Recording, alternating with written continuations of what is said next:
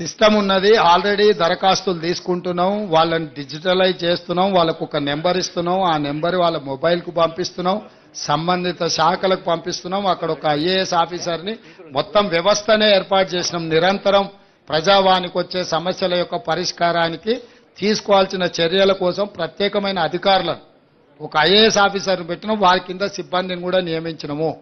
ఇవి ఇక్కడ ప్రజావాణి దగ్గర దరఖాస్తు తీసుకోగానే ఇక్కడ పరిష్కారం జరగదు.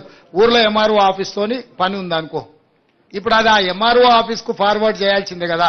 లేకపోతే ఏదో హాస్పిటల్లో వైద్యానికి సంబంధించి ఇమ్మీడియట్ గా సంబంధిత అధికారులకు పంపించాల్సిందే. క్రోడీకరించి సంబంధిత అధికారులకు పంపించి ఆ వినతి వాళ్ళ యొక్క విజ్ఞాపన పత్రం ఎక్కడుందో దాన్ని కనుక్కోవడానికి కూడా దానికి ఒక విధానాన్ని ఏర్పాటు చేసినాం.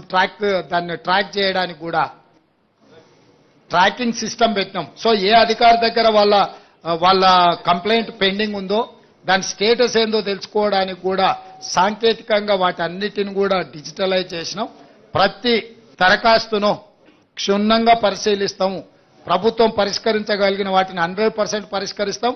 ఏదైనా పరిష్కారం లేకున్నా దరఖాస్తుదారుకు చెప్తాం.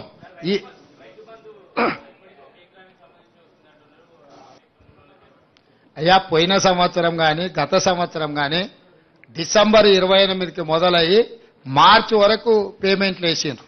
ఈసారి డిసెంబర్ 9 నాడే పేమెంట్లు వేసినాం.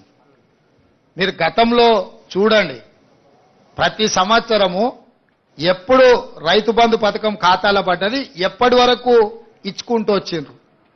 చాలా విచిత్రంగా అప్పుడే అది ఇయ్యలేదు, అప్పుడే ఇది ఇయ్యలేదు.